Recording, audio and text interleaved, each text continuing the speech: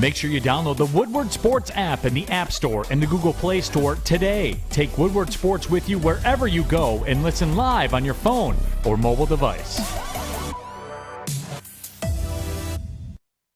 Good morning, everyone, and thanks for joining us on the Morning Woodward Show here on the Woodward Sports Network, also featured on The Roar on 99.1, 93.5, and 94.7 HD2. Good morning, Adam. Good morning. How are you? I'm good. That's wonderful. Yeah. It's Turtleneck Tuesday. Yeah. I think I've changed Turtleneck Tuesday to whatever the hell you call this, Vest Tuesday. Puffy vest? Yeah, I don't know. You're like puffy vest every day, though, so I'm not really sure. I know. I don't care. Whatever. Look, you know what I care about? What's that? To be honest with you? Sure. I care about how Fish is doing this morning. Oh, Do you? Yeah, because yesterday was That's a rough actually day nice. for him. Wow. Was it? Yeah. That's really nice that you care Lots about of bad him. soccer yesterday. So I know it was hard for him to watch. Why was there a lot of bad? There was good soccer yesterday. I just wanted to see if you'd go along with it. Wayne Rooney, you know Wayne Rooney, right? His team got relegated yesterday, so that's kind of sad. But why don't you care? They're a championship team. He did really well, though. I mean, they got 21 points deducted because of financial stuff, and he got them within reach. Well, they shouldn't be So, spending he money did they very don't have. We got to kick off the show. You're harsh. With one only true way you can do it, all right? Sure. First of all, the Tigers open up their series with the New York Yankees Yes, today. Yankees. What? Yep. Miguel Cabrera is 5 hits away. Now, if you do the math, Miggy is 5 hits away, and they got a 3-game stretch here against New York on the road. Yes. And then they come back home, I believe, and they host the Colorado Rockies Friday to Sunday. Unless they're hosting the Yankees. Somebody correct me if I'm wrong. But either way, he's likely hitting 3,000 if he has a good week this week. And I'm all for it. Terry, what up, man?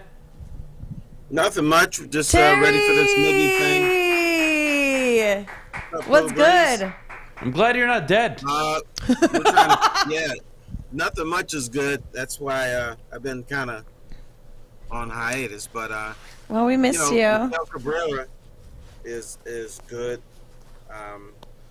But you know what? You know the other thing people always wanted at home, and but to me that doesn't matter because we've got television, and most of the time if we're going to watch the Tigers, it's going to be on television anyway. But I think the Tigers are hosting the Yankees, aren't they? The Tigers are hosting the Yankees and the Rockies. Cool. So they got 6 games back to back. I mean, 5 hits, 6 games, very doable. Will it happen this week? Who knows? And his birthday was yesterday. Yeah. Once you get I know closer, you hate though, birthday shout-outs. I do. I don't give anybody birthday shout-outs. Don't worry, I'll do it for you. Yeah, enjoy. Adam, you got to get with the program. You got to celebrate your birthday week. That's what people do now. So Miggy should do it now. It's his birthday week, so he should. Yeah, look, if he gets number 3,000 this week, I'd be very happy. I'm probably going to the games on the weekend against the Rockies for sure. Saturday, Sunday games. They're probably going to be very expensive, but you only live once, so whatever. It's gonna be super Terry, nice it won't too. be that bad. I don't think Miggy's captivated this city as much as he should. So you should be able to get decent prices for tickets. All right, I fair don't enough. think the scalpers gonna, it's supposed to be warm finally, so that Just helps. get standing room. Go to the Pepsi porch. Yeah. Get your drink on. Hey, Oh, you whatever. can't. That's but what I do. whatever. Pepsi porch. I'm not much of a The drinker at outfield. ballparks, Well, you can't drink right now anyway. Hey, you can't drink anyway. Good so it luck. doesn't matter at all. You're not a drinker at ballparks? No. What happened to I don't care how much a beer is at the ballpark, Yeah. I'm still drinking. Yeah, I am, but I'm not standing at the porch getting my drink on, as you would say. Idiot. But you Anyways. said you have fun at the porch getting your drink on. Yes, they got music up there, you're just vibing. All right, we'll go to a game this year, and we'll see just how fun it is. Yeah, that's okay. We don't have to go Terry, anywhere my together. question to you: what is more impressive, the 600 career doubles, considering he's one away, or the 3,000 hits? I think easily it's the 3,000 hits because that's something that we focus on. The 600 doubles is kind of like a throwaway thing, and it's cute. It's like a little icing on the cake, but really what you want is the cake, and the 3,000 hits is is the thing that we measure people by. That will get him in the Hall of Fame, not 600 doubles. So I have to Well, say he the will 3,000 hits. become the third player in MLB history to achieve 3,000 hits, 500 career home runs, and 600 career doubles, only alongside Albert Pujols and Hank Aaron. If that doesn't at least give you some perspective, Detroit, on just how good of a hitter he's been and just how good he was in his prime, I don't think there's a better indication. That is some great company, Terry. 3,000 hits, 600 doubles. It's going to happen, barring a catastrophe or the world ending. I'm looking forward to it. I think you changed my mind. I think the 600 doubles is more impressive because most of his career he's been fat and slow. So how do you get a double when you like that? I mean, I'll tell you what.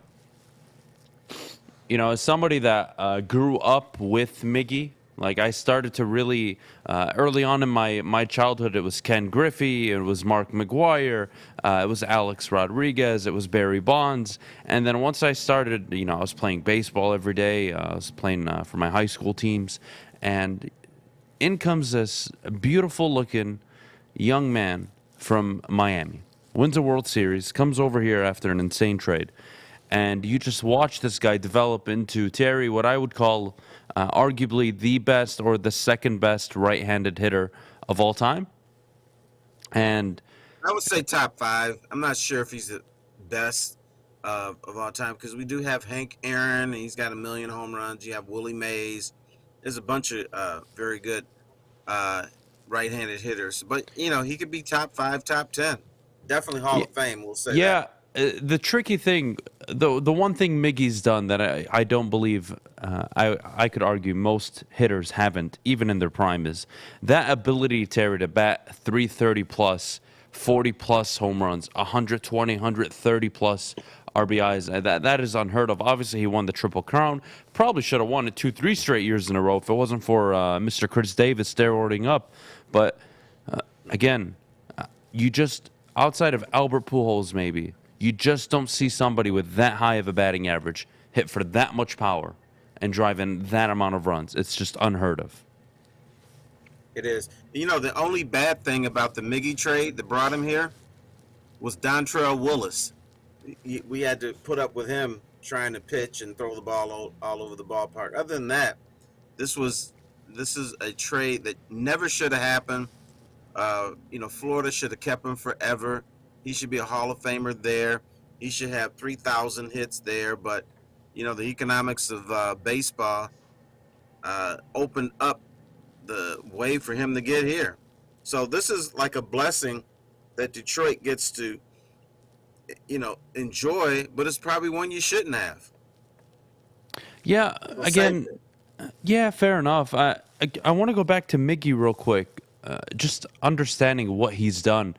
Again, eras are difficult to always compare, Terry. The eras are different. I believe you should respect the great ones that were in their eras. I don't think it's fair to say, 30, 40 years later, it's quite difficult. Science obviously evolves. The human body evolves. We're much faster. We're much more fit than we were 50, 60 years ago. Again, I don't want to take away from what all of these all-time hitters have done. But damn, hitting off of Zach Greinke, hitting off of Clayton Kershaw, some of these guys, the stuff they have in today's game, Chris Sale, it's quite unbelievable, to be honest with you. Again, this isn't a guy hitting 276, 50-plus home runs a year. This is a guy that's leading the league in hits, leading the league in batting average, leading the league in home runs, leading the league in doubles, leading the league in RBIs, top 10 in runs scored. I mean, he is unbelievable for, like you said, a fat guy. Right. Well, he wasn't fat his whole career, but he was fat when he was in the best shape of his career during those years. But here's what I always get into an argument with the old guys. They still want to say that Al Kaline was better. And was Al Kaline a better fielder in right field? Yes. But you can't say Al Kaline was a better hitter than Miggy Cabrera. And I'm an old guy saying that, who saw both of them play. But to me, Miguel Cabrera is head and shoulders above the average ball player. Al Kaline, when he played, he was better than the average ball player, but he just wasn't that guy that you were like, oh my God, I'm coming down here to see Al Kaline. Unless you were a Tiger fan. Miguel Cabrera, if you're from another city, would you pay money to go see Miggy hit? I would say the answer to that is yes. Would you pay extra money to see Al Kaline hit if you're from another city? I would say no. So to me, that is I don't want to call it a deal breaker, but that's probably the difference between those two. I think we're seeing greatness and elite with Miguel Cabrera, and Al Kaline was just great. I wouldn't call him as elite as Miguel Cabrera.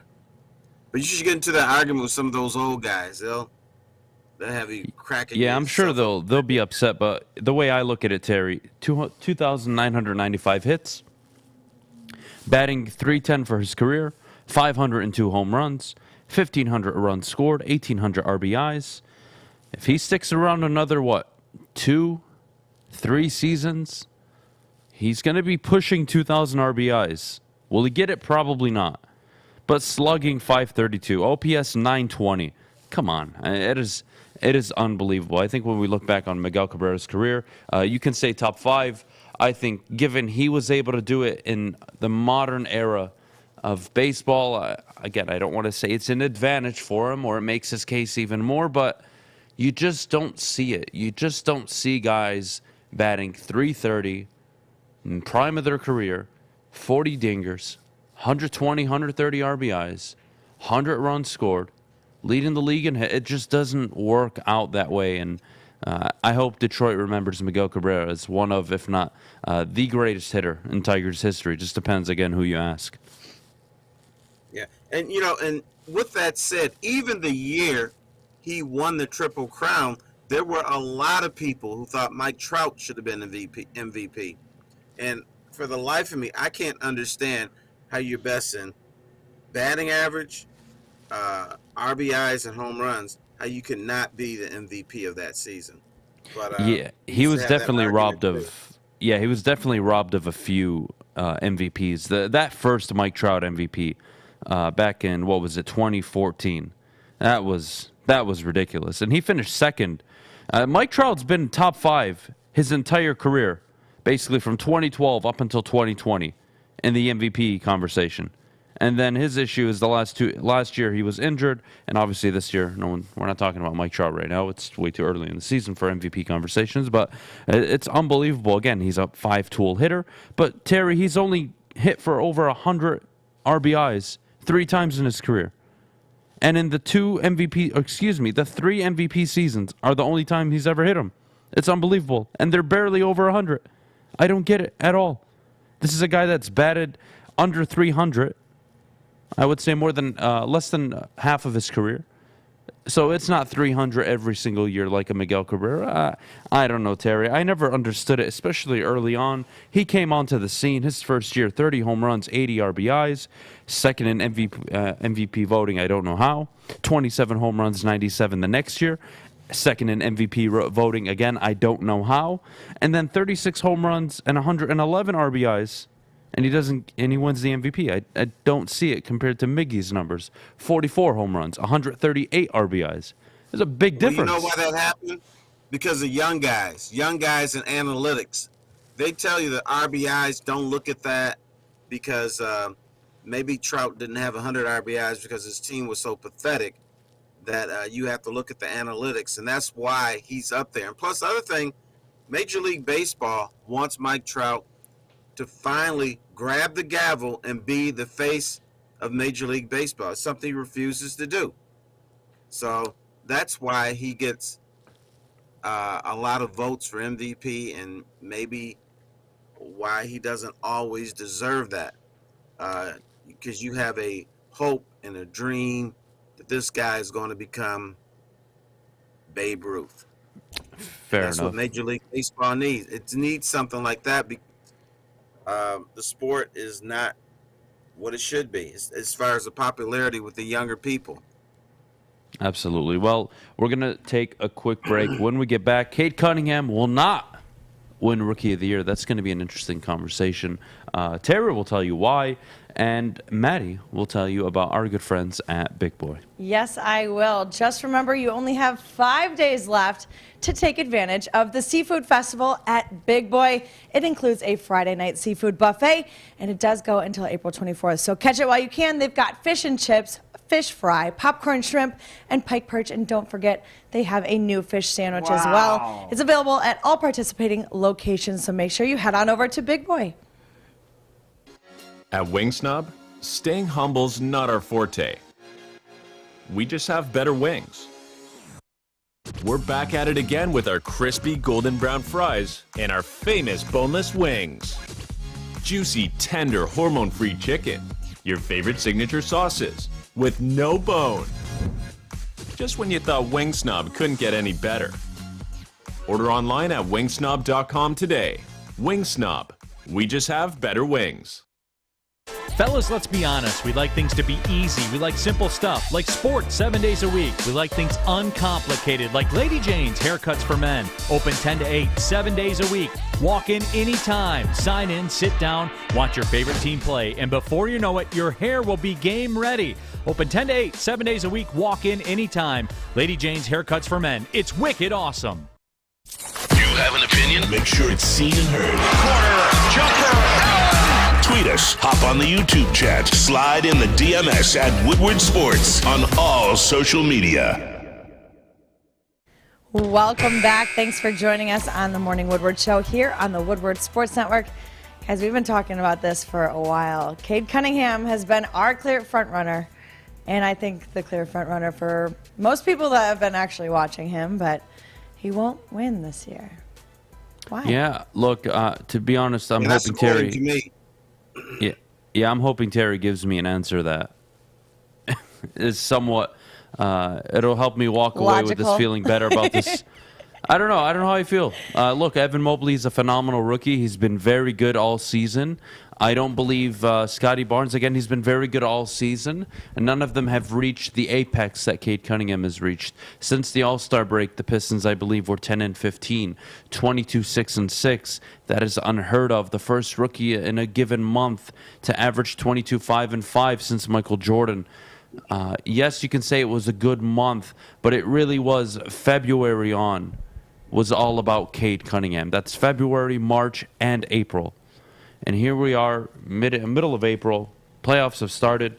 We're not gonna sit too much on the Cade conversation anymore. It's time for the off season. But Terry, you don't believe he will win Rookie of the Year? I don't believe so either. But please tell me why, and please make it make sense. It's not going to make sense to you, but people.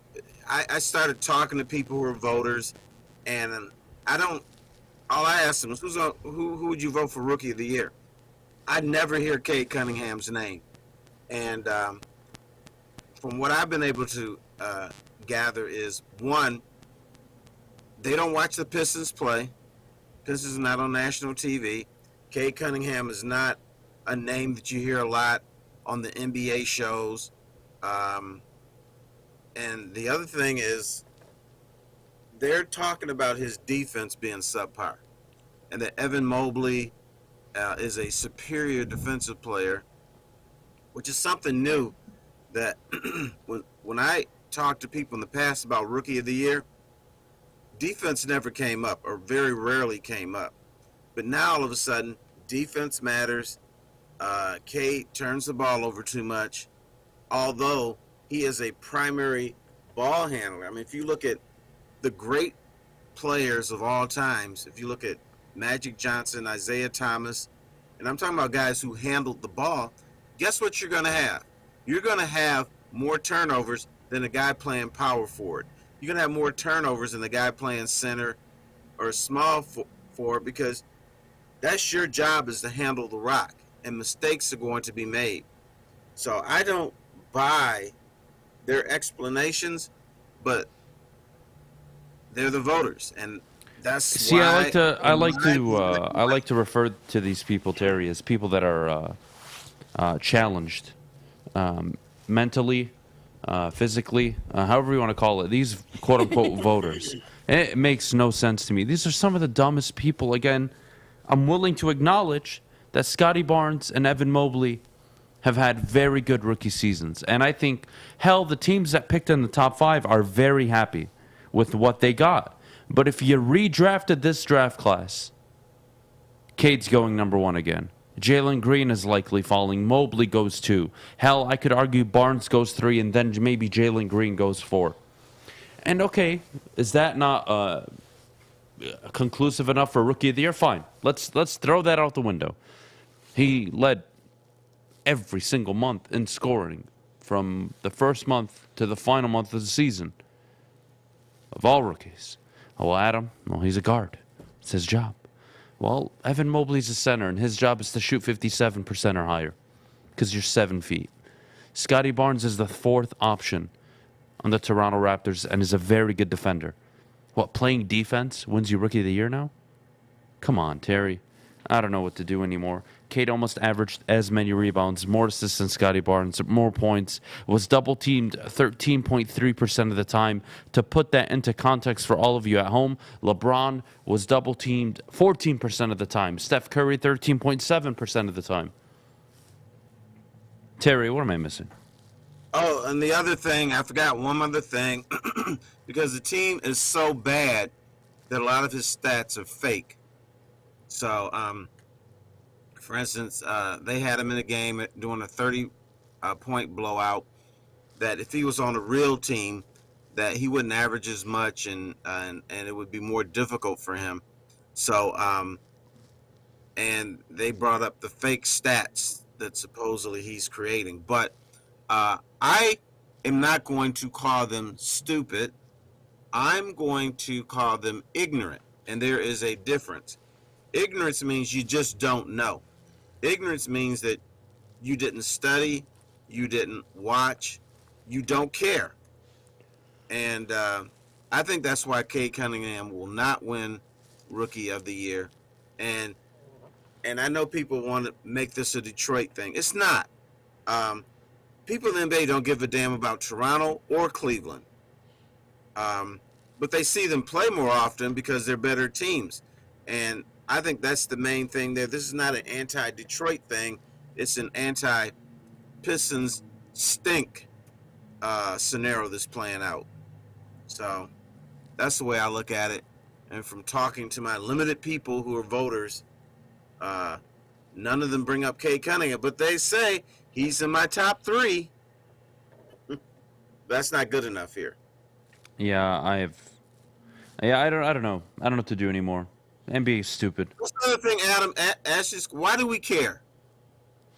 Why is this so important now? I'll tell you why. Because, again, it's like yesterday. Marcus Smart winning Defensive Player of the Year. Really. Game on the line. I need to pick one player to make a stop. I'm not choosing Marcus Smart. He had a very good season. How the hell is he Defensive Player of the Year? What, you're just tired of giving it to the same guys every year? Like, I don't get voters. It's judge it by this year. Who was the most phenomenal player? I don't know, Terry. You can call it Detroit bias, that we're in Detroit here and we watch them all the time. You can call it whatever you want. What I know is there's one player that has reached such a level, such an apex, that no other rookie has come even close to, and is being asked to do much more than any other rookie is being asked to. While Evan Mobley is the 3rd, 4th option in Cleveland, while Scotty Barnes is the 3rd, 4th option in Toronto, and they are winning basketball teams. It makes no sense. A team with Darius Garland, Lauri Markkanen, a team with Fred VanVleet, Pascal Siakam, Nick Nurse as their head coach. Unbelievable. And the Cavaliers were always going to take that next step, and so were the Raptors. They were flawed bad teams last year. They had very good young cores, and all they needed was their guards to step up, and this year they did. And both teams hit on their draft pick. That's why, Terry. I think it's ridiculous. Didn't you think the Pistons would win more games than they are going to win this year? You would think with Cade Cunningham coming in, being the facilitator, and his job is to make others better, that record would elevate exponentially. You would think so, that's not but happening. the problem is reality sets in, and you realize, oh my God, I'm playing with Isaiah Stewart, Jeremy Grant.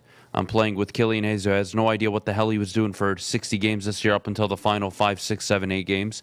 I have Dwayne Casey, who starts Corey Joseph down the stretch more than the best defender on the team in Killian Hayes. I have Dwayne Casey, who is mix and matching rotations that make no sense. And when something's working, you can trust on Dwayne to change it up.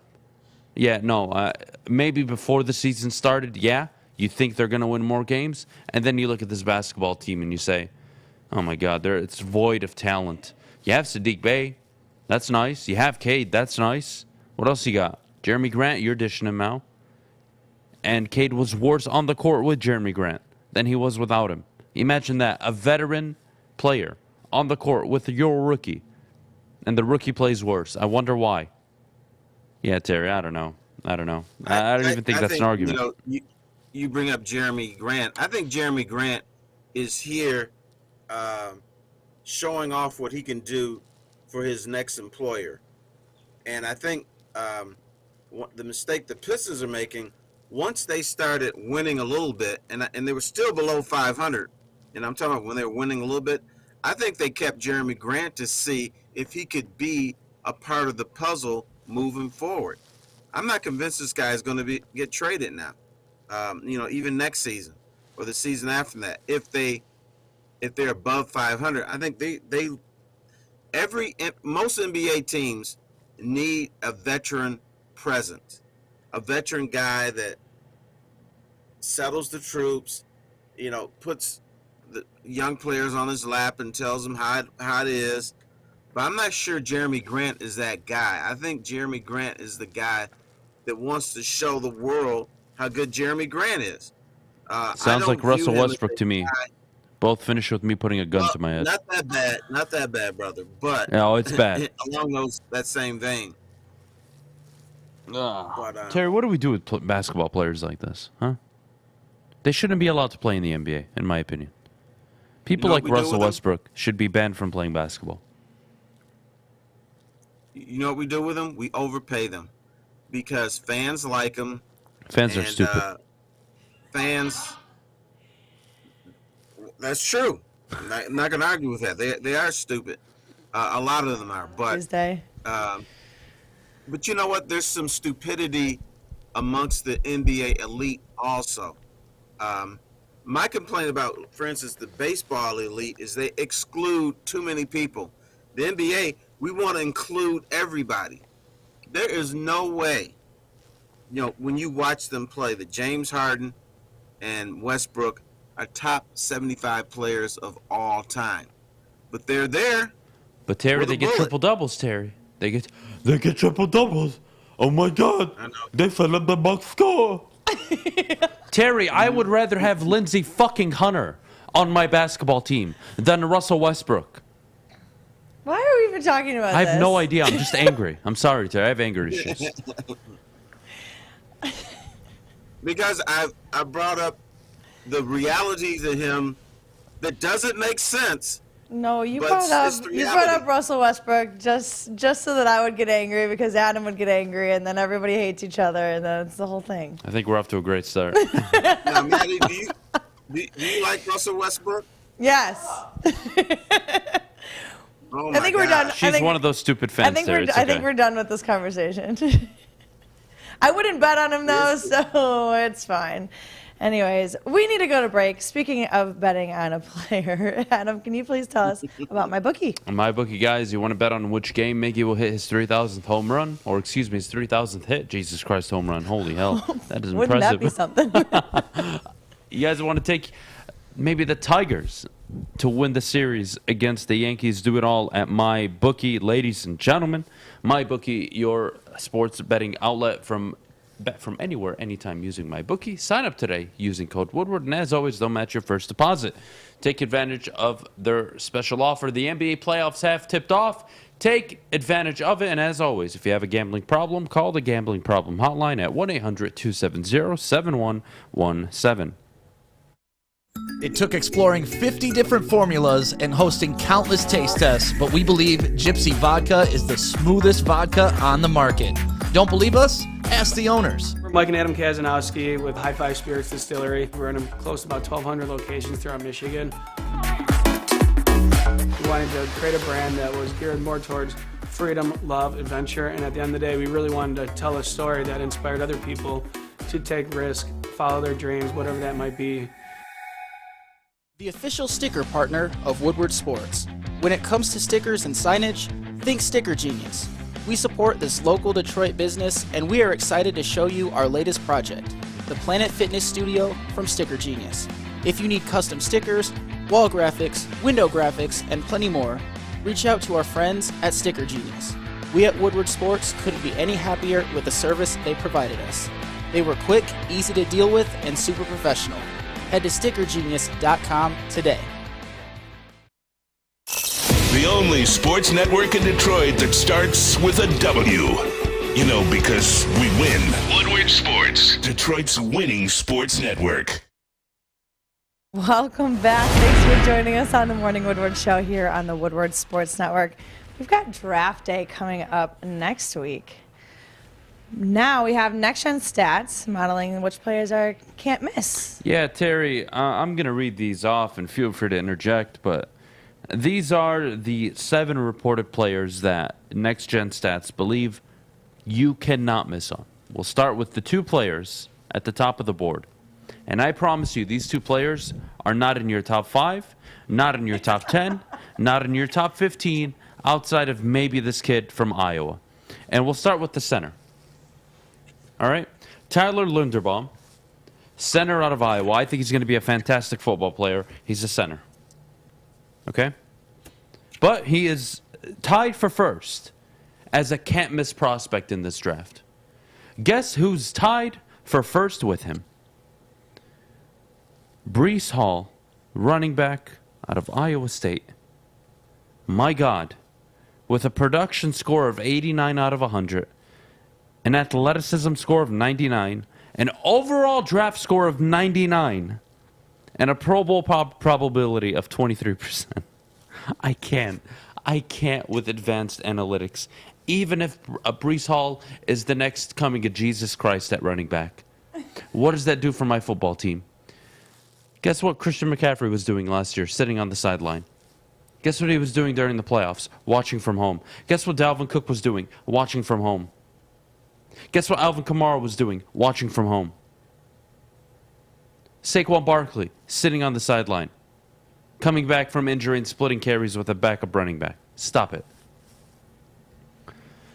God damn it, Terry. I can't with these analytic people. I just want to strangle them with the computer, you know? Yeah, but you're supposed to be one of those guys. I'm not, though.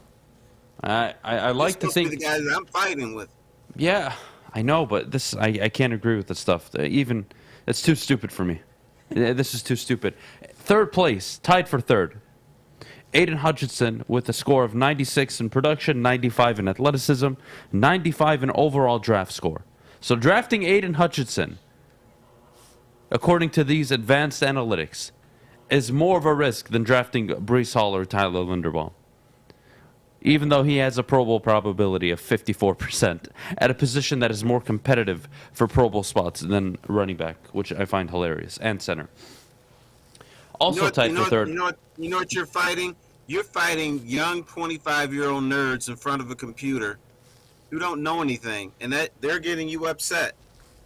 I'm surprised they didn't have Aiden Hutchinson like 80th or something stupid like that, because usually that's what they do. Like this is the Sagarin stats in baseball. They never make sense. You could have a Miggy MVP season where he wins the triple-double, and they'll say that he's like the 90th best player in Major League Baseball that year. So this is what this is. This is the 25-year-old guy, and I wish I had big Coke bottle glasses that really don't know what's going on. Probably never picked up a football, and never. They probably didn't even pick up a football magazine. So I mean, these people here are jokes to me. So I don't let them bother me because I don't take them seriously. Yeah, look, his overall, I don't know. Evan Neal is next, tied with an overall draft score of 95 as well. I want to skip him for a little bit. Fifth on the list, Terry, is a guy I think is actually going to be a very good player, Sauce Gardner, right? Corner, I think he'll be fine. Coming into the league, would I touch him at 2? Absolutely not, but that's not the point. I can get behind that. Number 6 is Kayvon Thibodeau with an athleticism score of 73.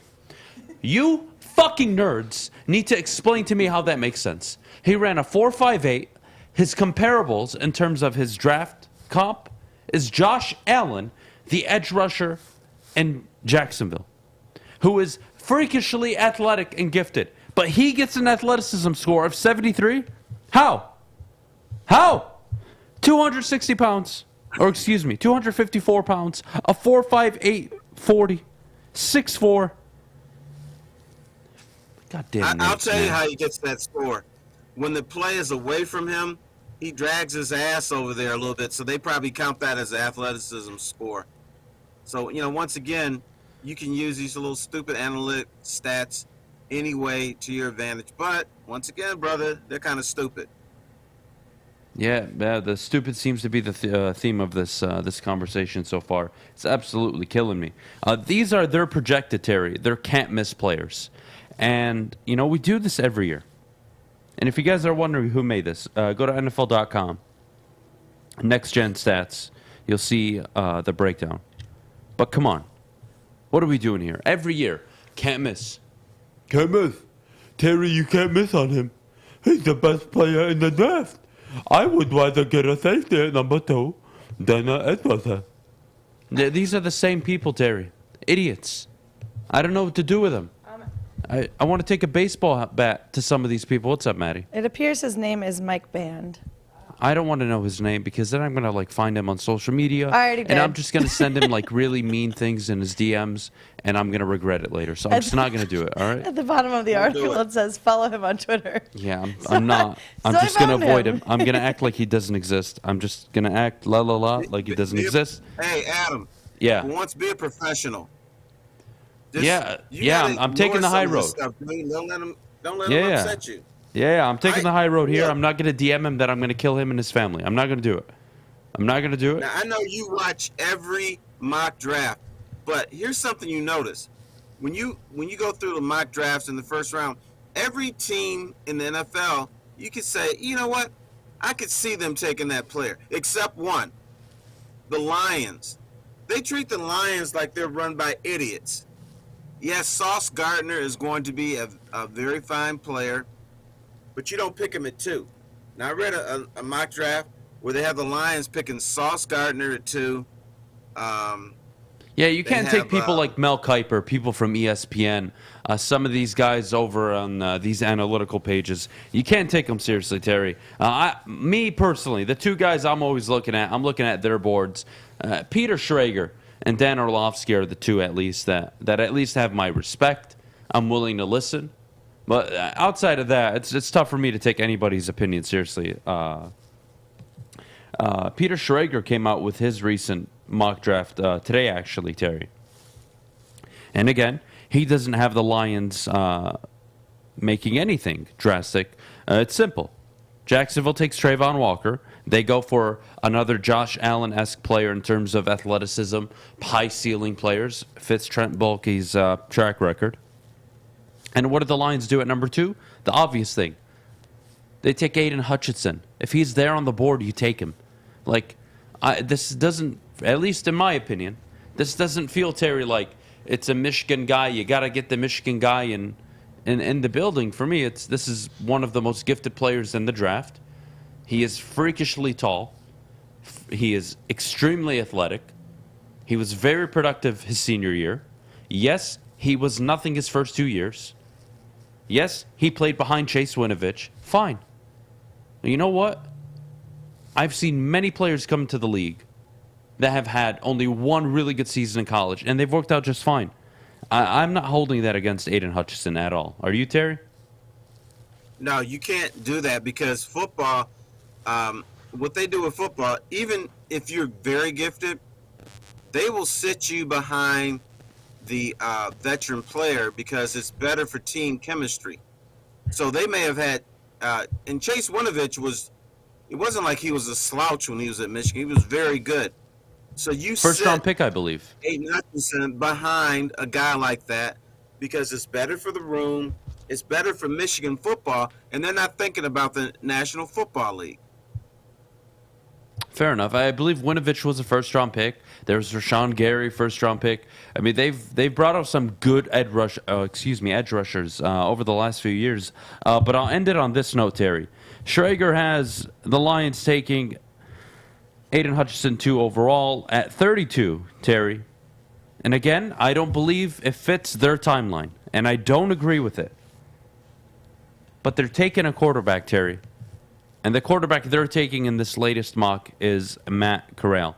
This guy has allegedly all the arm talent, all the stuff you love to see, Terry, when they're in their underwear. And he was a damn good player at Ole Miss. But I just don't see the Lions taking a flyer on any of these guys, Terry. I just don't see it. Well, here is the key word. Do you have that quarterback whisperer in the room? And a guy like Matt Corral, you can redshirt him for 2 years. Can you turn him into something? Some franchises might be able to. I'm not sure if the Lions can do that.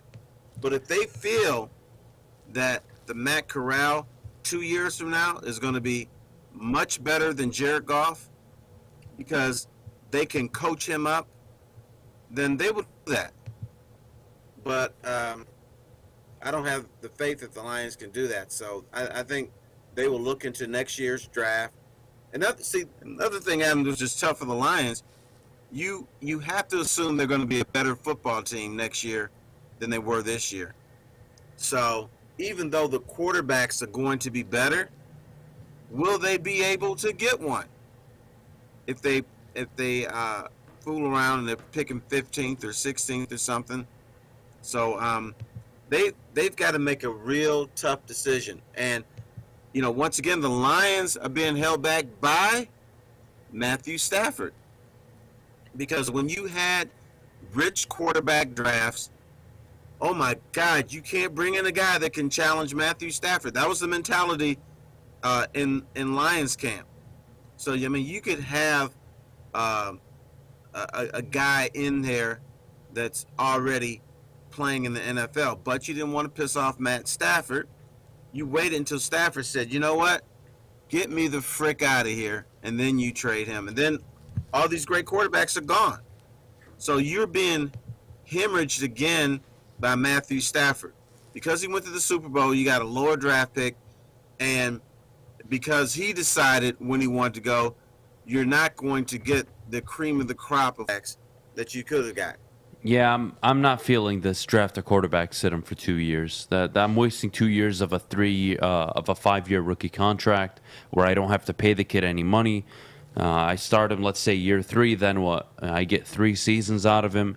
By then, I'm going to have to pay my defensive ends that I'm drafting this year probably, and that a year priors. I mean, come on. I don't know how I feel about it. I really don't. I'm not in love with any specific quarterback in this class at 32. Again, if they are and they believe they can groom them, go for it. I have no issue with that at all.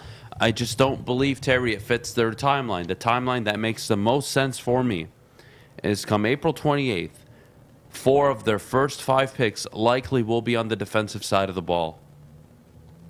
And that will be the story going into the season. I don't see them drafting a quarterback just to sit him. I believe Jared Goff gives you 2 good football years.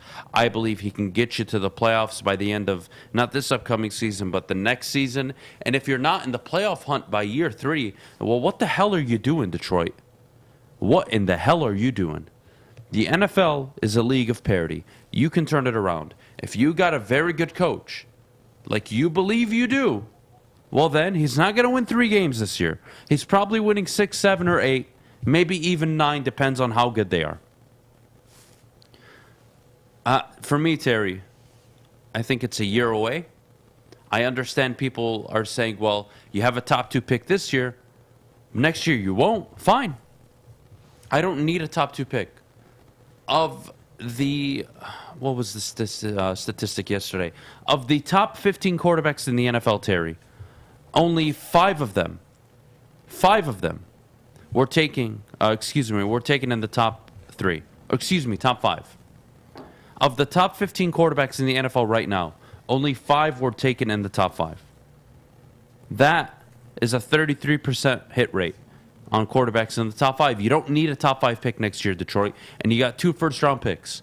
And if I told you you had to package the number 12 overall pick, the number 27 overall pick, and a future second and a future fourth to move up 4 or 5 spots to get your guy, you would do it.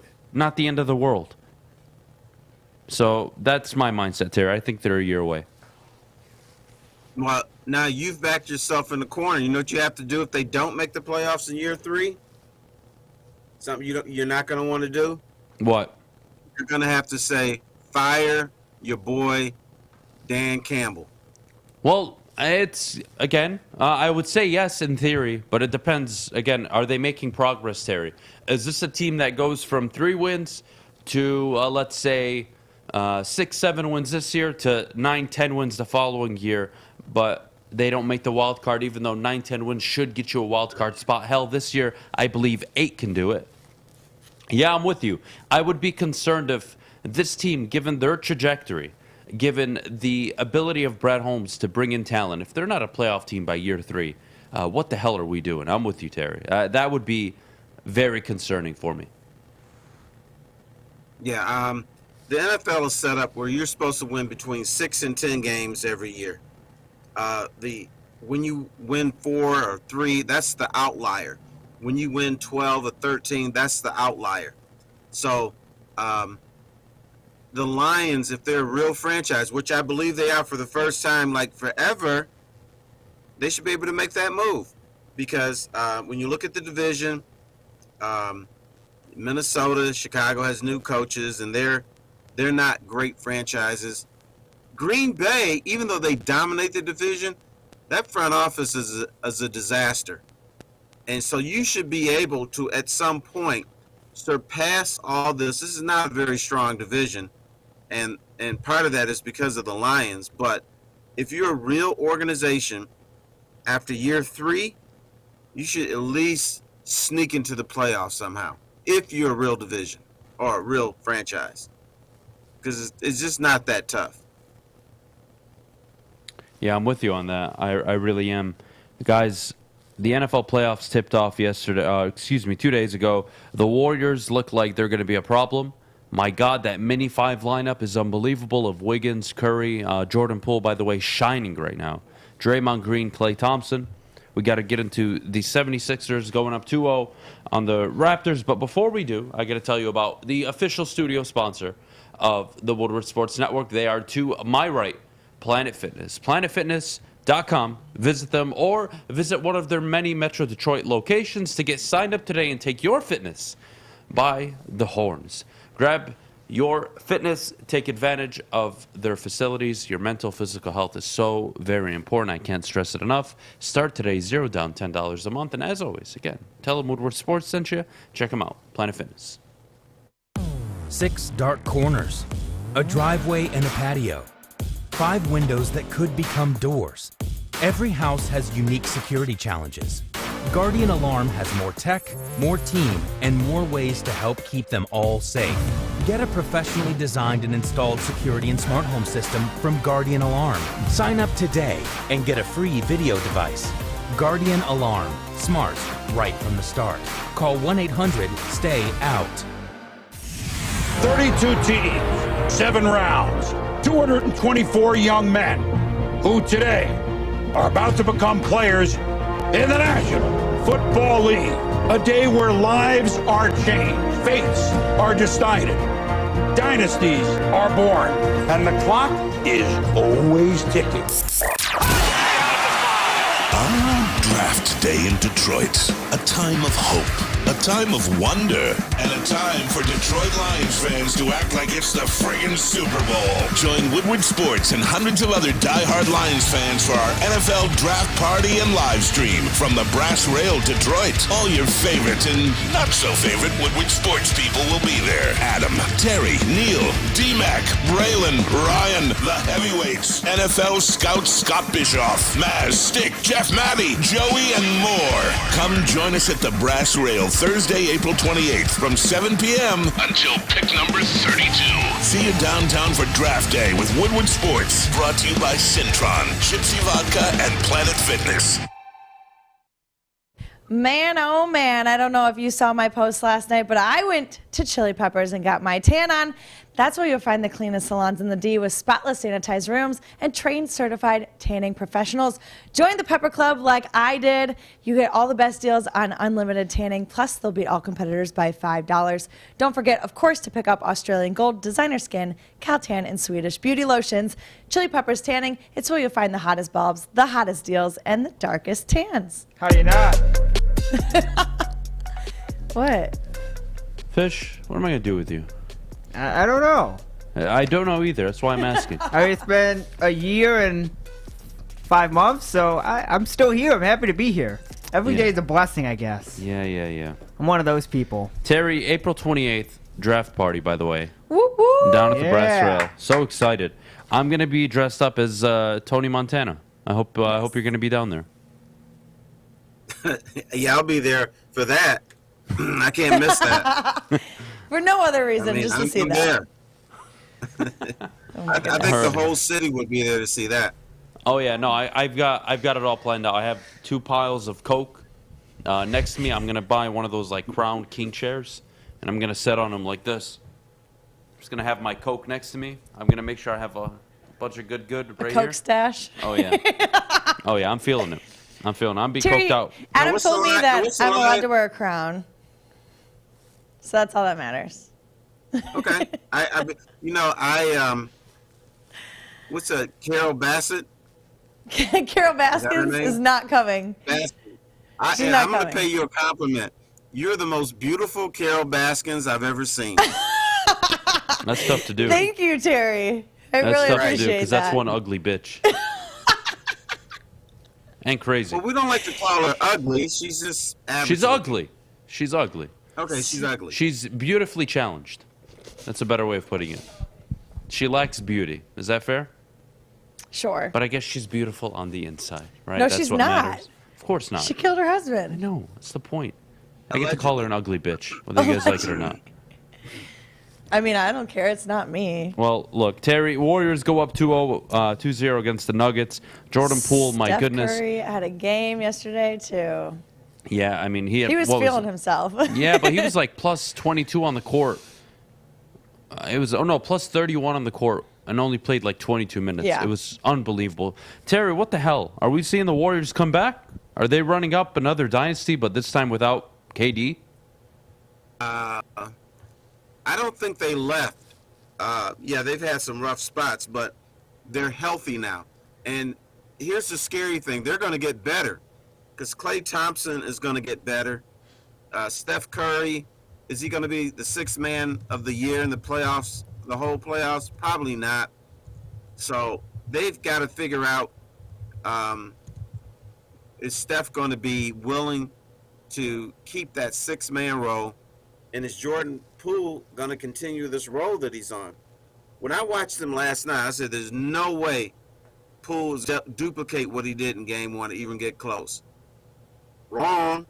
He did that. So if he keeps his game up, then the Warriors, I tell you what, Warriors-Phoenix is going to be a hell of a series. We don't pay close attention to the West as we do the East because we're in the East, but that's going to be a great series, and I cannot tell you who will win that. I kind of thought that Phoenix is going to win it this year, but Golden State is worrying me, and if Steph Curry is coming off the bench, imagine Steph Curry coming off the bench. That's crazy. That just makes your team really great, and Draymond Green has to go back to doing what he does, defend. Teams are going to tell Draymond, take as many three-pointers as you want. We don't care. We're not going to guard you, and that's not his strength. But he guarded the Joker a little bit. He's distributing. He's doing what he needs to do. He's making winning plays. And another guy that I'd rather have than your boy, Russell Westbrook. Yeah, I think at this point we would take anybody in the NBA over Russell Westbrook. Like you couldn't convince me to sign a 1-year league minimum deal. Hell, a 10-year league minimum deal with Russell Westbrook to keep him on my basketball team. I would rather die. I would rather sell my franchise again than ever have Russell Westbrook. Why are we talking about Russell Westbrook? He's not even in the somebody has playoffs. to defend. There's no reason to be talking Somebody about has him. to call He's out irrelevant the to this stupidity. conversation. Somebody has to call out the stupidity of writers that actually support this guy, fans like you that support this idiot. He's a horrible basketball player. He's bad for the game. Nobody likes him. Anyways, next series. Atlanta, Miami tonight, Terry. Memphis, Minnesota. New Orleans and Phoenix. I'm with you on Phoenix. I think they're going all the way. They're my favorite to come out of the West, but watch out for Golden State. Memphis, they're down 1-0, Terry, to Minnesota. Are they going to be able to win? Or is Minnesota going to surprise a lot of people and knock off John Morant and the Memphis Grizzlies? Well, you know what? John Morant is one of my favorite players. And in fact, I have a buddy who's a scout in the NBA, and I told him during the draft when John Morant, I would pick John Morant over Zion Williamson. And then he chuckled and said, no, you wouldn't. You know why? Because you would be fired before you can make that pick.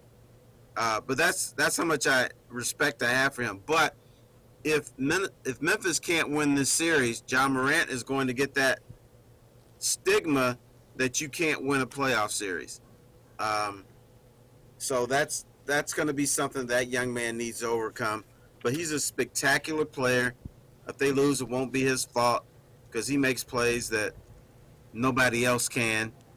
And but I think Memphis must win this series because what is Minnesota's MA in the playoffs? Choking. That's what they do. Or they win 50 games during the regular season and don't make the playoffs or something like that. Or they're the 8th seed and they can't win a playoff series. So if Memphis loses to Minnesota, John Morant is going to get that stigma that, unfortunately, one of my favorite players is going to get, and I don't like to see it. Well, he should get his shit together and start winning some games in the playoffs then, and he can avoid it. He'll get better teammates. How about that? Yeah, look, I mean, they got a pretty decent team. They have like a really good record actually when he's not on the court. But I got to tell you guys about how you can win off the court, and that's with Gypsy Vodka. Gypsy Vodka is Michigan's vodka. It's gluten-free, and as always, it's locally owned and operated up in Petoskey, Michigan. Guys, there's nothing better than supporting local. I can't stress it enough. Visit them at gypsyvodka.com or follow them on social media. And as always, please drink responsibly. Life is full of hard choices. We're here to make one of life's biggest decisions as simple as possible. My name is Christina Gennari, and for over 20 years, I've helped hundreds of families buy and sell homes. We cover all of Metro Detroit and more, from large luxury homes to starter homes.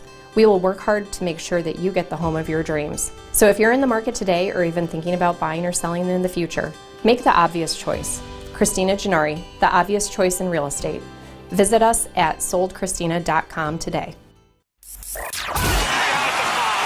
NBA championships. Detroit fans were there. 11 Stanley Cups. Detroit fans were there. 4 World Series wins. Detroit fans were there. And that one Lions playoff win in 1991. Yeah, Detroit fans were there. Woodward Sports, where the fans are. Well, guys, if you're looking for something to do this week, look no further than the Foaling Warehouse in Hamtramck. That's the home of the original football bowling pin game called Foaling. Host a corporate party, team building event, or just come in with family and friends. They've got 2 ways to play. There's $10 unlimited open play, or you can reserve a private lane for $120. They've got over 100 beers and a $2 mystery beer machine, as well as multiple full bars. You can have your food delivered or bring it in yourself. Come get your full on. Check it out at thefoalingwarehouse.com. All right, guys. By popular demand, Tuesdays and Thursdays, extreme popular demand where I can't even keep up on my goddamn social media accounts anymore because I love you guys, by the way. Thank you for that. Fan mock drafts return, and we're going to start doing them Tuesdays and Thursdays moving forward. So to all of you that have submitted your mock drafts, thank you very much. We'll get started in a little bit, but Terry, I believe this is the first time we're doing fan mocks with you. If I showed you my phone and how many DMs I get on a daily basis, it is unbelievable how many mock drafts I see. And thank God, ever since the Detroit Lions signed Deshaun Elliott, I haven't had to deal with anybody drafting Kyle Hamilton. I can breathe, blood pressure is down, doctor's feeling good about how I feel. We're going in the right direction here, Terry. We're getting closer to drafting the cocaine. We're not. You're going to get some Sauce Gardner there, and that's going to drive you crazy. So we'll see. Yeah, you know what? Anybody that sent me a Sauce Gardner mock draft, I've threatened. So, I mean, I threaten everyone. People do stuff just to mess with you. They don't even believe it. But they know they can get a charge out of you. Yeah, so you'd be surprised. Sauce Gardner number 2. Come on, Terry. You should know better. You know how many idiots there are out there. Are we ready, Alex? All right. Here we go. We're good. All right. Let's throw up the first mock of the day. Who is this by?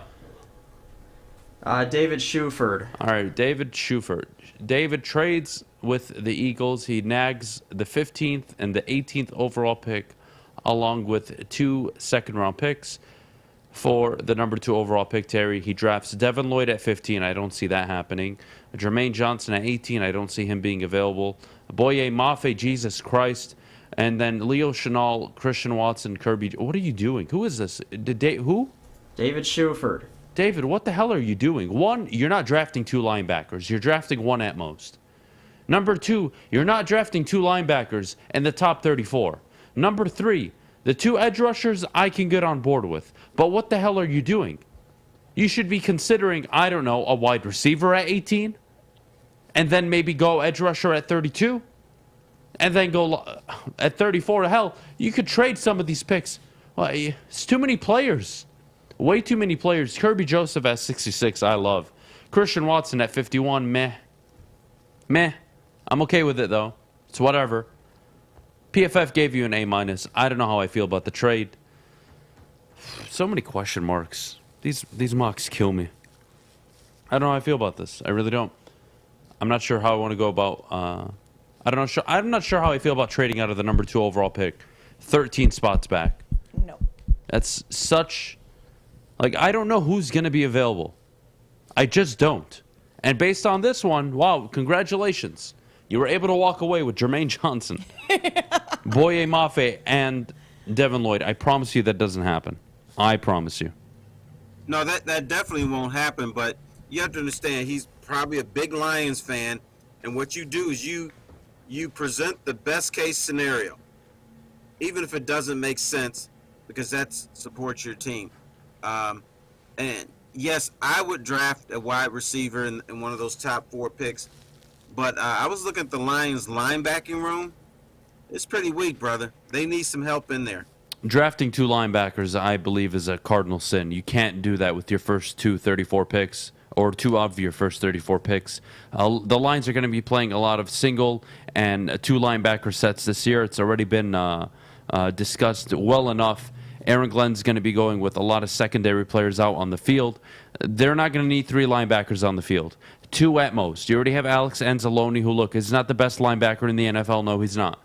But he can at least do the job. You brought in Jared Davis. I expect him to probably be cut, to be honest with you. I think you just draft one damn good linebacker with one of your first 34 picks, and you call it a day. I think 2 is too much, Terry. I disagree. I think they need to because they don't have a linebacker. When you've got 0, and if you draft 2, then you got 2. So I wouldn't be opposed to that. Although, you do have to score some, so you probably do need a wide receiver. I would rather have the wide receiver than a linebacker in the top 18, especially in that mock. But Alex, who's the next one we got on the board? Who's this from? Austin Halleck. Austin Halleck. All right, Austin trades with the. Hey, stop trading, all of you. Stop it. Unacceptable. Jesus Christ. All right, Jordan Davis at 16. I like it. Jamison Williams at 19. I like it. Edge rusher at 32. Love it. Even though it's David Ojabo and he has a torn Achilles, but we'll figure that out later. Leo Chenal at 34. Linebacker, very good. Kirby Joseph, very good. James Cook, very good. This is an A-plus draft. Did I at least get a future first-round pick? No, I didn't. I hate this draft. I hate it. It gets an F. Are you telling me New Orleans gets to trade up to the number 2 spot and they don't give me a future first? Tell them to suck my balls. We're not doing that trade. That is a horrible trade. I would never accept that. Unacceptable. Good draft picks, though. Terry? Damn, I don't know how you go from good to bad. Then I realized he didn't get any draft capital, Terry. It's BS. Well, they got draft capital for this year. Just didn't happen for the future. I don't know. Only 2 firsts and a 3rd-round pick for the number 2 overall pick? Come on. That is not enough. He doesn't have his formula down, so he didn't know. Unacceptable. Give the poor guy a little bit of slack. He's fine. not a draft. We don't give people slack around here. Fine. Alex, what was his name again? Sometimes. Nah. Alec? Was his name Alec? No, it was Austin Halleck. Austin Halleck. See, I was close. Alec Halleck. I mean, right? I was close. Austin, it's a good board. Very good selections. The trade, I hate it, though. The trade overall, I don't like it. I think you lost that trade, but you got some really good players. Next on the board, who's it from? Teddy Harper. Teddy Harper has the Lions taking Aiden Hutchinson, number 2 overall. Malik Willis, number 3. Wow. Malik Willis falls to 32. Interesting. You had that too. Yeah. It's just so unrealistic. It never happens. 34, Jahan Dotson, which is interesting. I actually think he's going to be a first-round pick. Kirby Joseph at 66. James Cook at 97. I don't like Nefe Sewell at 177, but hey, you know what? You need a linebacker. Go for it. He took 2 linebackers, actually. One in the 7th round. I'm not sure how I feel about this board. I'd give it an A. I'd give it an A minus. A minus at the worst. My only concern is, Terry, they need depth at edge. I think they should have taken a linebacker at 34. And I'm not sure how I feel about taking a quarterback, even though they ended up with Malik Willis at 32. I think this might be pie in the sky. Are you going to get Aiden Hutchinson? That's obviously that's the great thing that you want. That's what everybody here wants. I don't think that's going to happen. But if you do Aiden Hutchinson and Malik Willis, then that's a pretty good draft. But I want to caution people over Malik Willis. He became great when he took his shoulder pads off. He became great when he was in shorts and T-shirts, and that scares me a little bit. We weren't talking about Malik Willis this strongly when he was actually playing for Liberty. So, but once again, is this a guy that you can redshirt for a year or two and turn him into something? You believe that if you have the proper coaching. So a lot of this, what's going to happen with a quarterback is going to depend on the guys, with the whistles and stuff. In previous Lions regimes, they were not able to develop quarterbacks, or they're afraid to develop anybody behind Matthew Stafford. Now, Dan Campbell and offensive coordinator, are they that quarterback whisperer?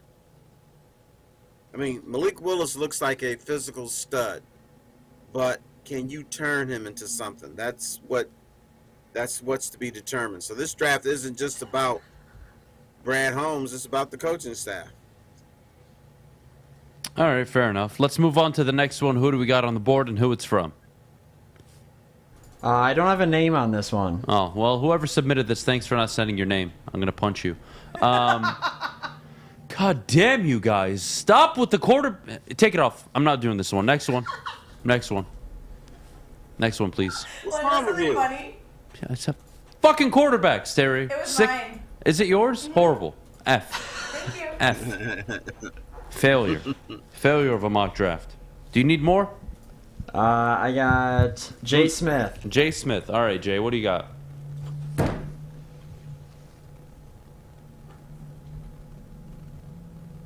Okay, hey. Adam, behave yourself. doesn't know how. Behave yourself. At some point, you're going to have to bring a quarterback in. And You had a people quarterback believe on your in this draft. guy. I'm not even mad about the quarterback. Okay. I want to know. But put it back up there. No, that one wasn't I actually mine. don't hate this. That wasn't mine. My frustration with this is Jordan Davis at 34. How the hell does that happen? What? Like, I can respect some simulators, but Malik Willis and Jordan Davis falling, while Jacksonville is picking at 33. While there are teams that aren't in the first round that need a quarterback that are willing to move up at 32 or 31 or 30 or 29, while Kansas City has 2 picks in that time frame to get a quarterback. Like, this one is just not realistic. It's a great board, except Jermaine effing Johnson, number 2 overall. PFF gave you an F. Who's this from? Jay Smith? Yeah. Jay, I'll give you one better, man. Here, Jermaine Johnson. Congratulations. Number 2 overall over Kayvon Thibodeau, Trayvon Walker, This and is Aiden your Hutchinson. fault. No. You know what, Adam? You should be mad at yourself. Don't be mad at these people. You're the ones that are giving them this power, and they're going to. Once again, these are not draft experts. They don't know, so don't get mad at them. They're doing their best. They're trying This to is help a the fair Lions. point by Jerome. Jerome says, don't get mad at the person who picked, get mad at the draft simulator. Fair enough. PFF, you suck. That is ridiculous to even suggest. But I am going to be mad at the picker because he took the 4th, 5th, or maybe even the 6th, depending on where you have him ranked, edge rusher in this class. Jesus Christ. Wake up! Jay Smith has also probably had every scenario possible. He has done so He's gotten an A+ many. from me, hasn't he? Yes, he I was know. the first ever A+ that you gave out. He's done so many mock drafts. All right. How do you not? Jay, you're better than this. You're better We than know this. you're better than this. I know you're better than this. I believe in you, Jay. They don't believe in you. I do. But you disappointed the hell out of me with this one. F on that first pick, man. How dare you, Jermaine Johnson, number 2 overall. God damn it. We got another one on the board. I don't believe in them. What is it? That's why you don't have fans do mock drafts for their favorite team. Because, A, they see players that they think that the draft experts missed on, and then they drop players who have no business dropping because they want the best case scenario for the team that they love. This is your fault, Adam. Smack yourself. Go ahead, smack yourself. I take full Wait, responsibility. why does he get to smack himself? There's 3 other people in this room that would love to do it for you. There's like 500 people right now that would probably want to smack him. Yes, I would. You know what? The rest of y'all are too scared to smack him. That is so false. I am not scared. Want to bet? At all. Want to bet? Not even a little bit. All right. Do it. What's the next one we have on the board? Terry, she's gonna lose her job. Don't say that. Not today, What's Terry. the next one? Maybe tomorrow. Matthew Broder. Matthew Broder. that's All too right. much. Matthew Broder trades with the New York Jets. He acquires the number 4 overall. See, I don't think it's realistic, but I'm not gonna get mad at the simulator like Jerome recommended. I'm not going to get mad at the simulator right now. I'm just going to evaluate the picks, okay? We're going to kumsi kumsa right now. Deep breaths. All right, deep breaths. Yeah. Kayvon Thibodeau, number 4 overall. Love it. Drake London, number 10 overall, very good pick. Boye Mafe, number 32 overall, I can get behind that. They trade back at number 34 with the Bears. They select Matt Corral at 38.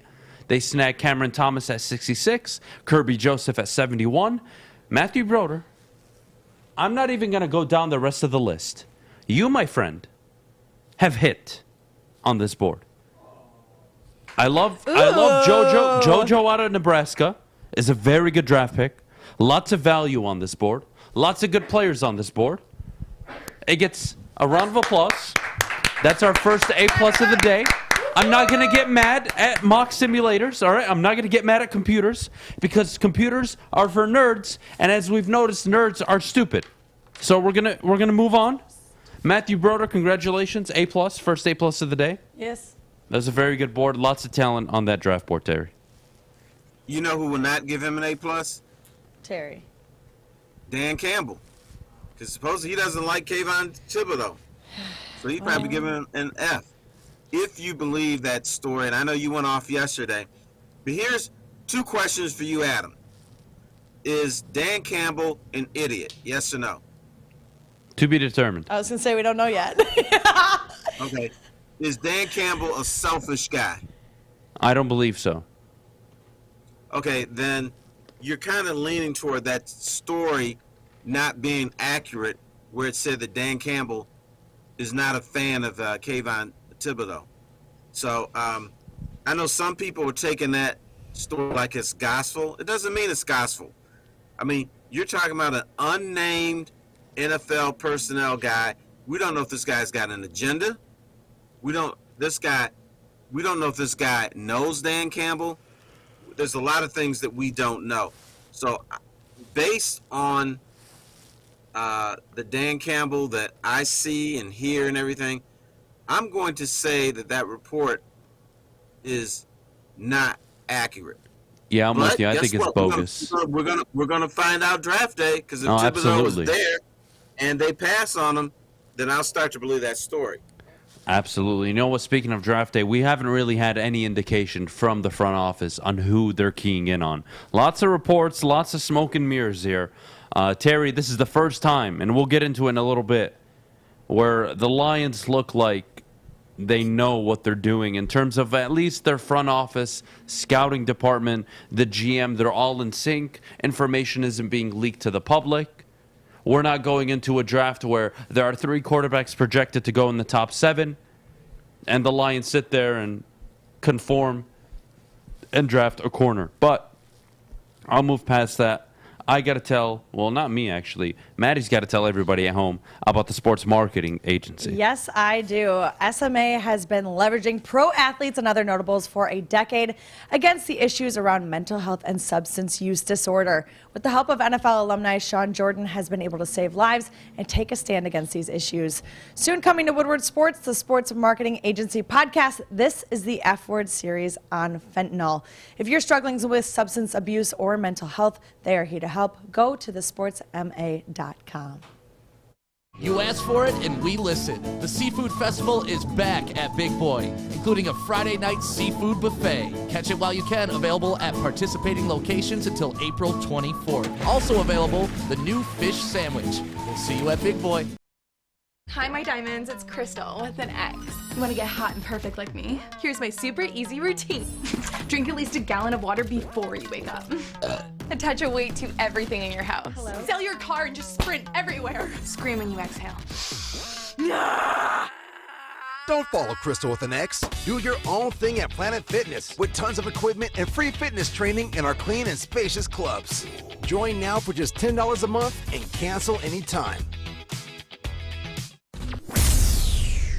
Detroit Sports by Detroiters and for Detroiters. This is Detroit Sports Network. This is Woodward Sports.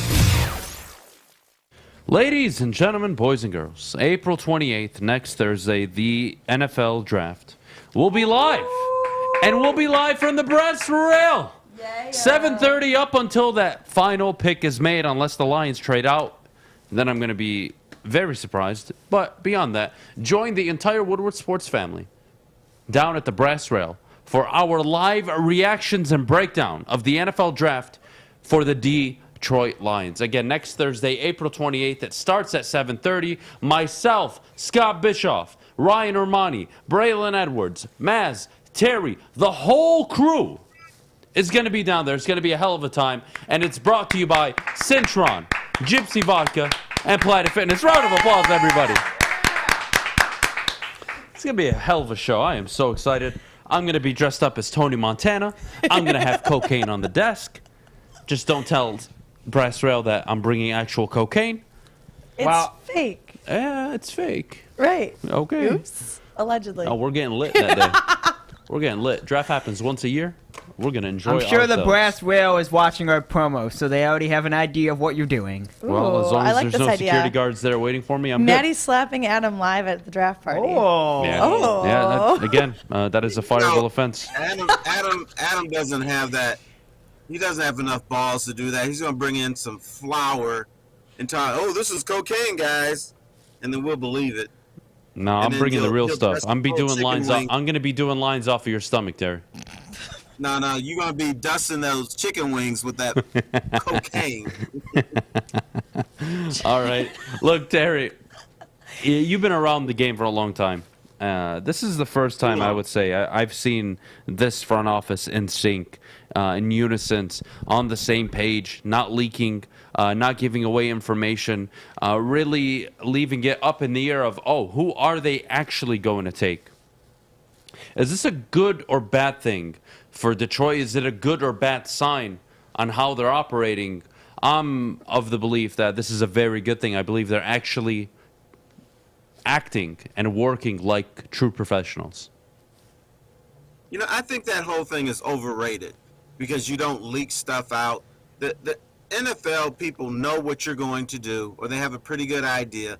It's we, the people on the outside, that are like, oh my, they're keeping everything a secret, or they leak something that we know it's not true, and they're trying to send smoke signals. I don't think the other NFL teams buy any of that stuff. This is, to me, it's to bring interest to the draft, to bring interest to the NFL, but it seems like they're going in a professional manner. I tell you what, another guy that didn't leak stuff was Martin Mayhew, and he didn't work out that well. But Martin was always, I'm just going to take the best available player. But nobody tells you where they're going to go. Yeah, Martin's an idiot, though. I mean, he listened to Jim Caldwell, and the best available player, who they believed, Terry, was the piece they needed. Calvin Johnson. We were a tight end away. Yeah, that's what they went for. F. Martin Mayhew. And then everybody in the facility bought it too. Oh, of course. That's why you may want a guy like Kayvon Thibodeau, who doesn't necessarily buy the bull that is thrown out by teams, and so I mean, we'll see. We'll find out. That number 2 pick, I think they're a real organization. But if they do something crappy, which is still a possibility, because the people who do these mock drafts don't believe in the Lions, then if it's Sauce Gardner, or I even saw a mock with a quarterback at number 2 by the Detroit Lions. So we'll get to see. My guess is this Dan Campbell stuff is a smokescreen. They'll end up with Kayvon Thibodeau at number 2. That's my guess. I'll put it easier. I'm not even going to associate a name. They are taking an edge rusher at 2. If Trayvon Walker goes number 1, they have their option of Aiden or Kayvon. If Kayvon goes number 1, they have their option of Trayvon or Aiden. If Aiden Hutchinson goes number 1 overall, they have their option of Trayvon Walker, Jermaine Johnson. It doesn't matter who, Kayvon Thibodeau, they're going to have their option. They will pick one of the top 5 edge rushers in this draft class. They have that option outside of who Jacksonville takes, Terry. And, Terry, yesterday I went over the last 11 years of NFL draft picks. And in the top 3, 33 players have been selected, 16 of which have been quarterbacks, 9 of which have been edge rushers. 25 of the 33 players are at the 2 most important positions in football, I could argue. And then 3 on the offensive line, 2 defensive tackles, and then you had the stupid Browns and Dave Gettleman's Giants taking Saquon Barkley and Trent Richardson at running back. And that rounds out your 33. Here's the key question. Of the edge rushers, how many... What does that? Say that again? Of the edge rushers who were picked in the top 3, how many of them hit? 6 of the 9. That's a good percentage. Yep. And the percentage, by the way, on players that were selected number 2 overall, Terry, in the last 21 years. Take a guess at the percentage of players that hit. What's that question again? Over the last 21 NFL drafts, of all the players selected at the number 2 overall pick spot, what percentage would you give in terms of how many of them hit? I think it was 40% or 30%. All right, not bad, not bad. Pretty close. It was at 52%. Okay. Which also means, Terry, that you miss with the number 2 overall pick 48% of the time. Right. That is very interesting to me. And I brought up the quarterback conversation earlier because 5 of the top 15 quarterbacks weren't selected in the top 5. 5 of the 15 were selected in the top 5. You don't need these picks. You know what you need? You need to get to a quarterback. Los Angeles won the Super Bowl because of their pass rush. Patrick Mahomes lost the Super Bowl prior because of the Tampa Bay pass rush. You need a pass rush. And of the 56 Super Bowl winners, 48 of them have had a top 10 pass rush. Get to the quarterback. Name of the game. It's always been the name of the game, Terry, right? No, it is. That's why they brought in Matty Fatty, who didn't believe in a pass rush. So, but that shows that the Lions hopefully are different now. They'll pick that edge rusher. And I always tell this story. I always go back when I talk to them NFL people. How can the Lions be better? They got to attack the opponent's quarterback, and that's what they don't do. I'm with you 100%. And Terry, there's people that are saying, well, Terry, they should go all in at quarterback. Whoever they want, they should get them, right? Because the quarterback is the most important position in football. Terry, do you know a quarterback taken in the top 2, top 3, hell, that were ever sat year 1, realistically? It's never a thing. I don't know the team that has the luxury of spending a top 3 pick sitting a quarterback unless they've traded up for them and they were a playoff team. This is relatively new. Back in the day when I was a youthful guy, they always sat the rookie quarterback. And, maybe not. They didn't sit him for 3 years, but sometimes we didn't see that guy until late the first season or early, or he was the starter the second season. This is a new thing because we are in an era where if you bring in a shiny toy, I want to see it. So, but it would make sense in this year's draft, if you pick one of these quarterbacks that we're all saying is subpar, sit his ass. You're not going to win anyway.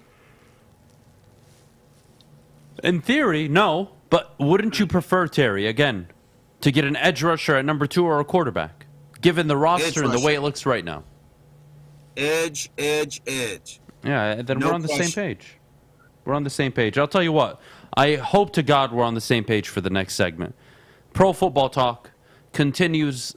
And not only Pro Football Talk, by the way. You know, I need to stand up for this. We have assholes that work at this network. Terry Foster. And their names are Tom Mazaway and Ryan Armani. Yeah. On the I thought bottom you were gonna line, say I was the asshole. supporting. No, you're not an ass, Terry. Not yet. I've only done a show with you for like a week and a half now. Anyways, one day you might be an ass. Who knows? We'll see how it works out.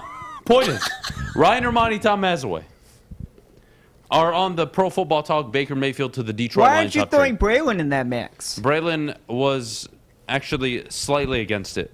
Yeah. I tuned in. Braylon's Okay. kind of like 50-50. Braylon, you should know better, too. You should tell them to shut the hell up. That should never have been in the show. Maz, I should fire you for having that in your show rundown. So we'll get to that in a little bit. We're going to deal with these idiots. But before we do, I got to tell you about where I get my hair done. Now, I know you guys compliment me on my hair every day. I thank you very much for that. And I get it done at Lady Jane's Haircuts for Men. Walk in anytime, relax, and watch your favorite team play. And before you know it, your hair will be game ready. Get to Lady Jane's, open 10 to 8, 7 days a week. Walk in anytime, and as always, check them out at ladyjanes.com or visit one of their many hair salon locations all over Detroit and the Michigan area. Lady Jane's, it's wicked awesome. Everything that we've hoped for, finally. He's going deep, right side. Oh, that is Edwards out there. He goes up in the air at the goal line. Hey, it's Brandon Edwards here, wanting to welcome the sports marketing agency to Woodward Sports Network, to the family. Glad to have you guys. For the last decade, the sports marketing agency has literally leveraged athletes around issues such as mental health and substance abuse.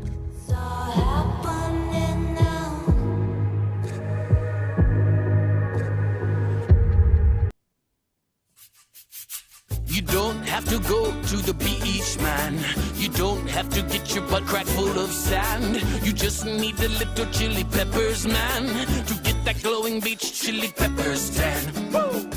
With 26 locations in the Metro Detroit area and more coming, Chili Peppers Tanning is where you'll find the cleanest salons in the D. Join the Pepper Club for the best deals on unlimited tanning. Head to chilipepperstanning.com. You just need a little chili peppers, man. Woodward Avenue, the first paved road in America. Woodward Sports, the first sports network born in Detroit and made for Detroit. Sticker Genius, ladies and gentlemen. Maddie, shut the hell up. Sticker Genius is the official sticker partner of Woodward Sports. And if you go look at the chair to my right, Samuel Fisher. Go ahead, expose the beautiful work done by Sticker Genius when it comes to signage and all of your sticker needs. They wrap the entire studio in one day. Visit stickergenius.com and let them know Woodward Sports sent you. Fish, thank you so much. You're an all-star. My head is spinning after that one. That was quite the experience. Pro Football Talk continues to insist that Baker Mayfield is a must to the Detroit Lions. They quote-unquote want to will it. They want to will it, Terry. And what I want is clarity. Why? Ryan Armani, why? Tom Mazaway, why? Why do you have to be assholes? Why do you have to be idiots? Why do you have to be stupid? Why do you have to be the way you are? I don't care if people say, well, you should accept people for who they are. No, the hell I don't. If you're stupid, I don't want to be around you. Jesus Christ. Look at this. Look at this. Look at this. Over the last 3 seasons, on average, these are their season averages.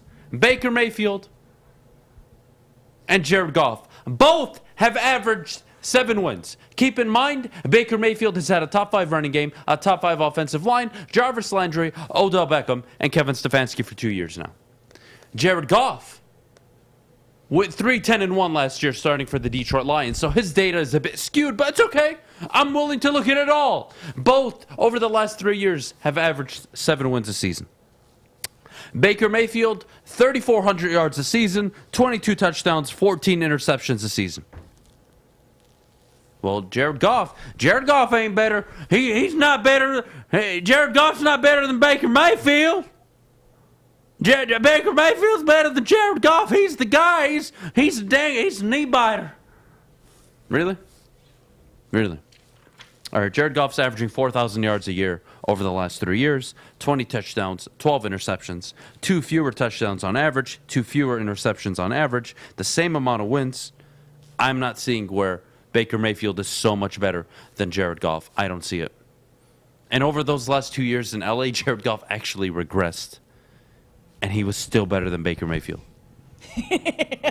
Baker Mayfield's never thrown for 4,000 yards. Baker Mayfield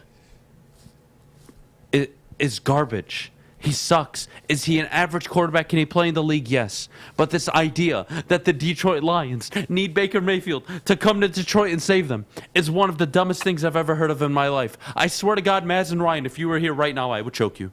I would kill you live on set. I don't care. Allegedly. No, not allegedly. I would do it. Terry, help me. Nobody can help you. Here's what for I the will record. say. Bring Baker Mayfield to Detroit over my dead body. Hell no, you don't want Baker Mayfield. Yes, he was a first-round pick, a first-round mistake. He is, am I going to call him trash? Close to it. He's average. So if you're an average quarterback, you're trash. You know why? Because you're not going to win many playoff games. You're not going to win a championship with Baker Mayfield. Baker Mayfield is a name.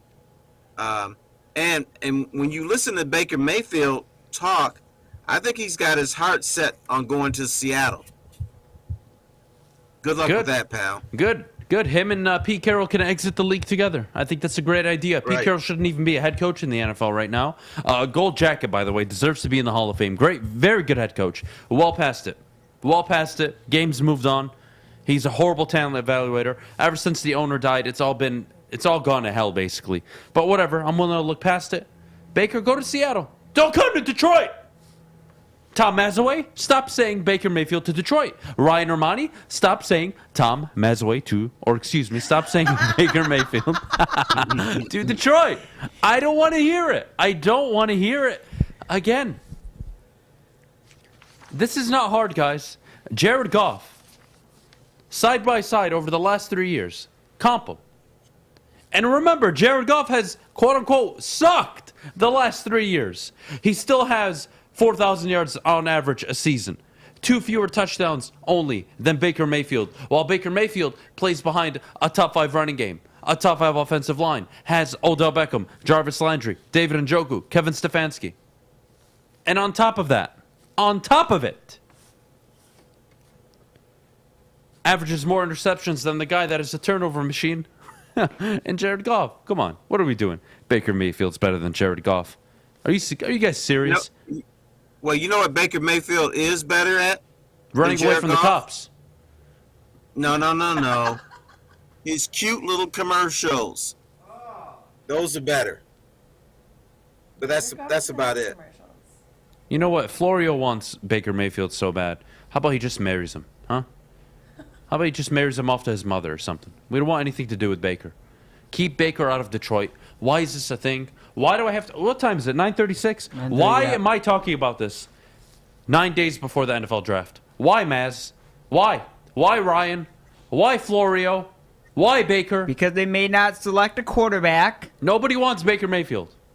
I would rather get my dick cut off than have Baker Mayfield as a starting quarterback of the Detroit Lions. Am I not made myself Be careful, clear? you might get your wish. Unacceptable. It will not happen. Terry, I will stop him at the Metro Detroit Airport. He won't make it to Allen Park. Unacceptable. I would support you on that one. Thank you, Terry. Look, the problem with this city and the problem with people like Maz, and I love the guy, he's the Penguin, but they just love names. Baker Mayfield is a name. Baker Mayfield His is a name guy is that Baker. everybody knows. Doesn't mean he can play. Watch the dude play. And the other thing that you got to remember, Detroit, if the Lions become a championship caliber team, their quarterback is in college. Their quarterback is some guy who's probably 18, 19, 20 years old, who's going to come in with a low contract. He'll be developed into something. Not Baker Mayfield. Baker Mayfield has already proven with more talent he can't do anything. He's not the guy. But you know what? Baker Mayfield, and I'm going to throw him. Here, Maddie, you're going to be mad. You know what Baker Mayfield is? Don't you dare. Don't you dare say the name I think you're going to say. Don't do it. He's another Russell Westbrook. Thank you. You know why? Thank you. Because it's everybody else's fault. It's not my fault. That's for you, Terry. I'm good. I'll take it. Bring it. No, he's another one of these guys, they're doing me wrong. The franchise doesn't respect me. There's no need to respect you. Terry, I need my quarterback to shut the hell up and lead by example. I don't need him talking on a podcast every 3-4 days. My quarterback needs to shut the hell up and be my CEO, all buttoned up, making sure he doesn't have any issues off the field. Commercials I can live with. But if you're going to do commercials and you're going to open up your mouth, you better be at the level of Patrick Mahomes, Joe Burrow, Justin Herbert. Dak Prescott, you fall in the same hole as Baker Mayfield right now. You, my friend, are just as bad. If not, you're just slightly better. $40 million to do what? Nothing. I am so tired of these average quarterbacks getting love. I don't want to hear it. They can eat my... I'm not going to finish the sentence. Let's go to break. I'm frustrated. When we get back, Ben Johnson. I'll tell you why Ben Johnson will be the key for the Detroit Lions' success this year, not only on offense, but in terms of their ability to win football games. But before we go, Maddie, could you tell all the lovely people that I am pointing to right now about Cintron? Yes, I can, and we've got big news. Cintron is now available in select Kroger stores. Visit the store locator on CintronWorld.com to find where to buy Cintron at your local Kroger. Currently, they have a 2 for $4 special going on. Be sure to try out Cintron Cranberry. It's the best tasting sparkly energy drink that they have. Cintron is the official energy drink of the Detroit Red Wings, the Tigers, Detroit City FC, and proud partner with the Pistons. Be sure to go buy Cintron at select Kroger's to support a brand that cares so much about Detroit sports. Drink it, live it with Cintron. Hi, I'm Cade Cunningham. Working with Hall Financial to purchase my first home was easier than I could have ever imagined. They treated me like family from start to finish. Find out for yourself at callhallfirst.com. 32 teams, 7 rounds, 224 young men who today are about to become players in the National Football League. A day where lives are changed, fates are decided, dynasties are born, and the clock is always ticking. Draft day in Detroit.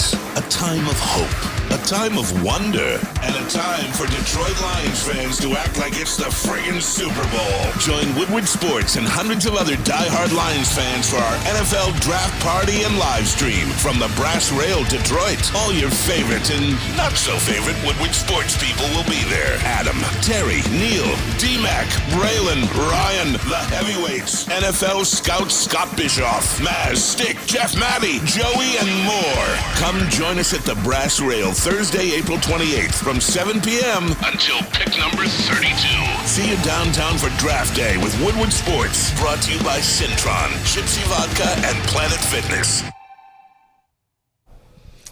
It's 9:42 in the morning, and I'm already thinking about lunch. I'm thinking about fresh, juicy, hormone-free chicken, and Wing Snob has the best traditional wings. Try out their signature sauces, Jamaican jerk or lemon pepper. Their wings are tossed to perfection in any sauce that you may choose.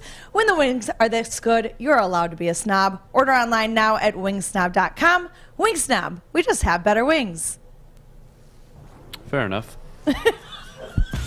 What?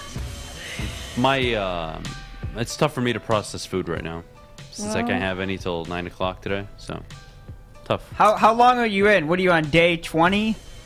I want to say day 20, yeah. Okay. Or day 19. Something like that. Pretty sure day 20, though. You're on the home stretch. You can do it. Yeah, May 1st is the last day. Still You're got, so close. Still got some What's days gonna to go. be like the first thing that you do? Coffee. Ah. Coffee and cocaine in the morning. Did we already discuss this? Can Yeah, you do can't- drugs? Can't You do can't drugs. do drugs. Yeah, no. Yep, no sex either. It's horrible. Horrible. Wow. Horrible. Ben Johnson. There. Ben Johnson will be the key to unlocking a successful season for the Detroit Lions. I'll read off his track record, okay? He was an offensive assistant in Miami. He was a quarterback's assistant. He was a wide receivers coach assistant. Then he was the wide receivers coach up until 2020 when he came to the Detroit Lions as a tight ends coach. He's now spent 2 years as a tight ends coach. This will be his first year as the offensive coordinator.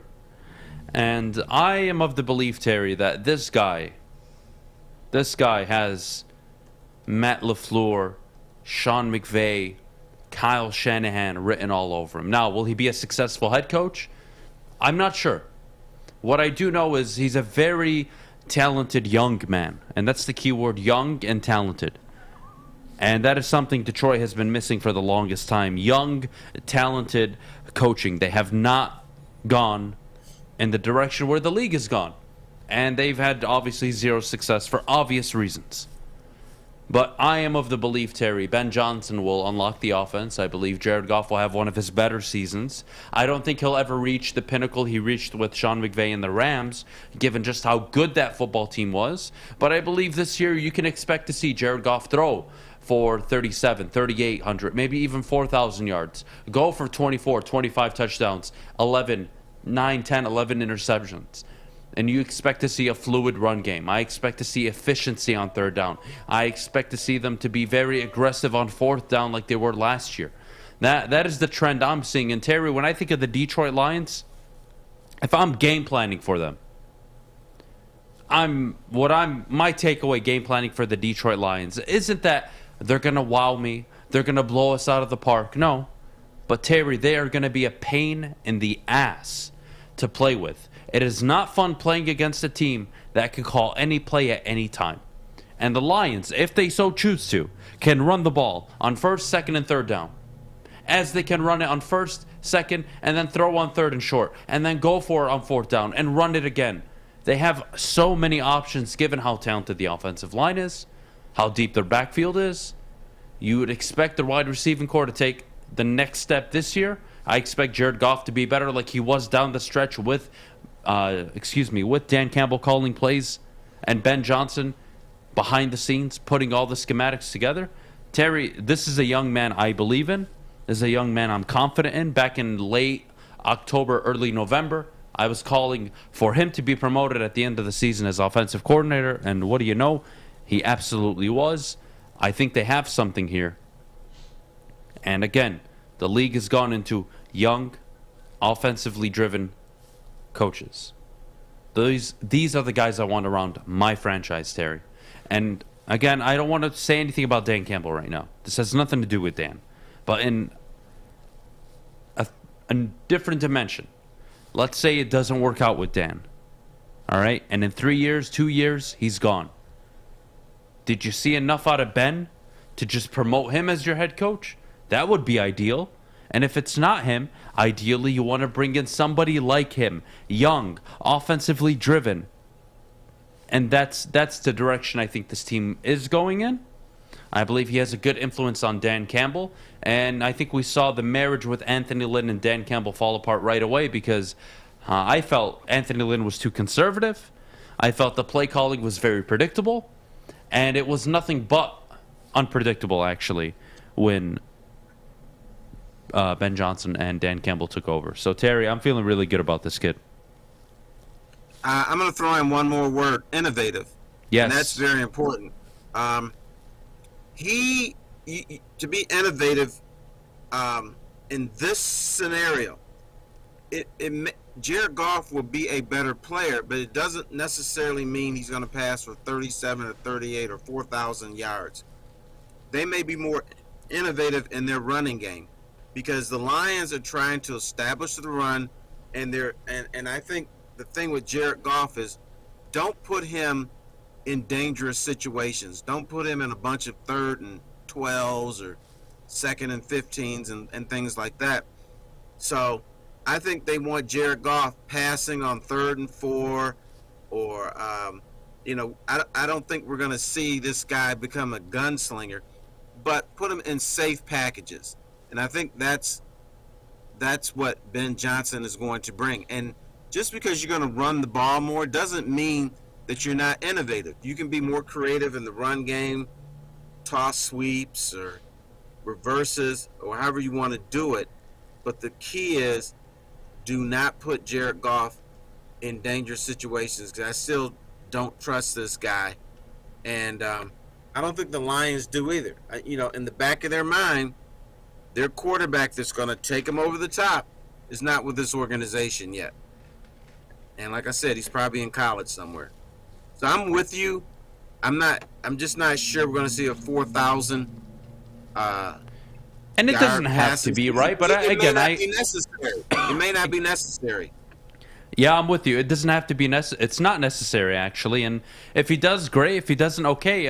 I'm going to evaluate this team based on how they've played, what their win total is at the end of the year. And I think a question that's posed by everybody in the chat, Terry, that I'd like to get to once we come back from the break is, how do you keep somebody like a Ben Johnson in the building if I tell you 2 years from now he's up for multiple head coaching gigs and you've yet to make the playoffs? We'll get to that right after, along with mailbag.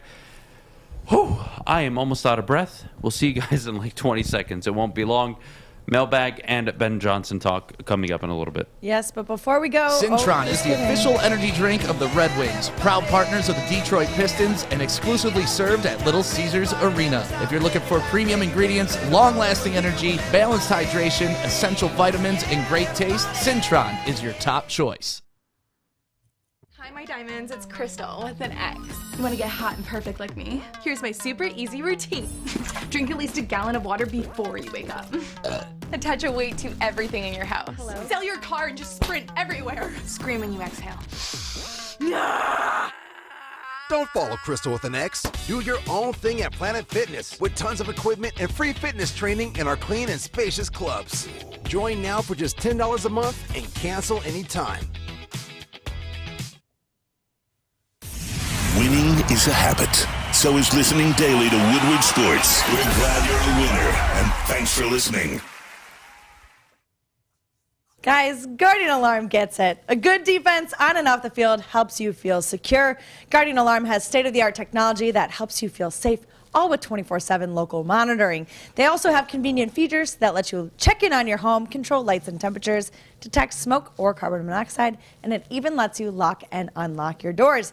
Call 1-800-STAY-OUT today. That's right, you heard Fish. 1-800-STAY-OUT. Guardian Alarm has been trusted for over 90 years at keeping families safe. Get out, getting ridiculous. All right, guys, it's mailbag time.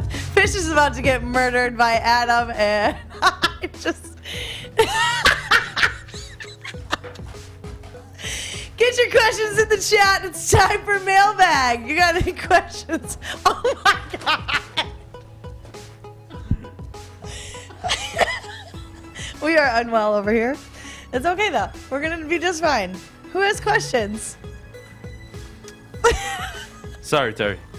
Had to handle this. I have a question. What the hell is going on? That's my question. Listen. You good, Fish? I'm great. Oh, man. Oh, God. The I'm just heavyweights are about laughing. to come in here and beat you up. Huh? Spencer says, leave Fish alone. Oh, my God. Terry, before we get into questions in the chat... He should have punched you. Before we get into questions in the chat... Oh, my God. How do you keep somebody like a Ben Johnson if you're building, in your building, excuse me, if it's not through a head coaching position in 2 years, and let's say you're all in on Dan Campbell, and he's up for, I would say, multiple job offers, considering he's an offensive coordinator. If the Lions improve over the next 2 years, he's probably getting looked at, Terry. Yeah, it's almost impossible. The only thing you can do is tell Ben Johnson on the sly that when Dan Campbell goes, you're our guy. That can be your best plan of action. But if this guy is good, teams are going to come after him. He'll be offered a head coaching job, so it'll be impossible to keep him.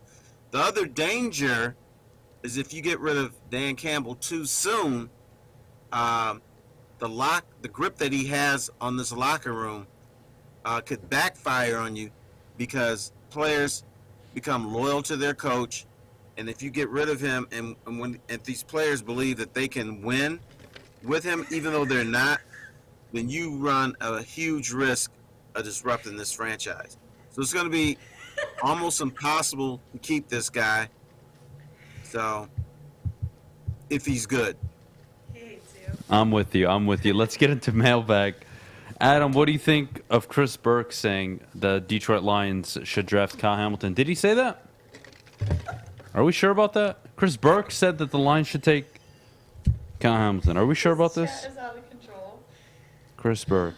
Bunch of people have. Yeah, but Chris Burke covers the Lions for The Athletic. I mean, I would be surprised. Yeah, well, no, he asked the question. If the Lions, how would you grade the pick if the Lions did select Kyle Hamilton? I'd give it an F. What the? I love you, Fish. Oh my God, you guys are wild. Oh God, Terry, more questions in the chat. Oh my God, I'm going to lose my mind. What do we think of Kyrie Irving's performance since he's been fasting? I think it's impressive, but I think people are overblowing it. It's not that hard. Oh, they do it every year. They overblow it. Yeah, it's actually not that hard.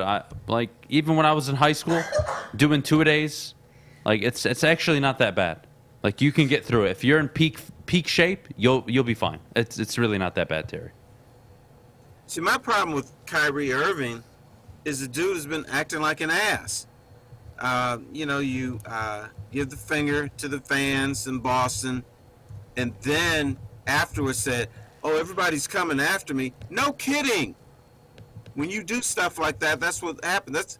Kyrie Irving is another one of those guys, just like Westbrook, Maddie, who wants to blame the whole world for his problems. That's my problem with Kyrie Irving. But the dude can't play. Yeah, no, he is a baller. He is a baller. Next question, Terry, have you ever been more confident in a coaching staff than the one the Lions have right now? I would say the whole front office. I would say from ownership to GM to coaching, this is the most confidence I've had in the Detroit Lions since I've been paying attention to them. Because even though the standard bearer is Wayne Fontes, but even when Wayne Fontes was coaching and won his one playoff game, there were major flaws with the coaching staff. There were major flaws with the front office, and it wasn't cohesive. If nothing else, I see cohesiveness with the coaching staff, the players, and the front office, which you never had here in Detroit. So, yeah, this is the most I've ever seen. Fair enough. Fair enough, Terry. All right, next question in the chat. Terry, is the Earth flat? Yes or no? Real quick. Hell no. I've seen the curve. Oh, my God. All right, question. I don't believe the MCDC smoke when it comes to Kayvon Thibodeau, Terry, but do you think this all could piss off Kayvon Thibodeau and make him less motivated to play for the Lions? I don't even think that's a thing, to be honest with you. I think the report is BS. I think the Lions sent over 7 scouts and executives to head over there and evaluate him.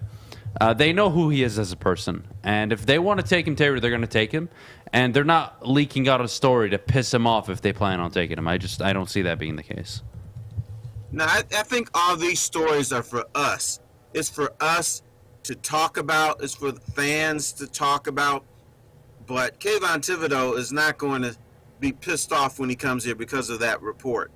First of all, the first thing Dan Campbell will do is when they bring him in the building and say, "Son, all this stuff is media crap. You're here. I selected you. I was part of the process. I love you as a player. Let's move on." And Thibodeau will believe him. Fair enough. I'm good with that. All right, we got to wrap up for today, Fish. Me and you. We're gonna fight again? Yeah, probably. Okay. I think we should settle it in the boxing ring we have in the back. You guys should hug it out. No. Okay. Not hugging Fish. I'll hug Fish after the show. Guys, thank you so much for tuning in. I think you should leave Fish alone because he kind of held his own now. I'd be scared if I were you. Yeah, no, I'm terrified now. I'm dead meat. Once I get to the back, I'm gonna get jumped. Anyways. The dude weighs 80, 90 pounds. I know. You're going to get jumped by everybody in the back who just watched Yeah, you but you know fight Adam wasn't Fish. trying as hard as if he was trying as hard as he'd have to touch me and I'd die. So he wasn't trying his hardest. Fish, you did steal the baseball bat. I don't know what you did Well, with I just stole it for the blinds. Oh, fair enough. Here's the baseball bat if thank anyone you. wants it. Thank you, buddy. Guys, that wraps up today's show. Terry, thanks for being on. We'll see everybody tomorrow. Have a great Tuesday, Wednesdays. twist it, grip it, and twist it. That's it.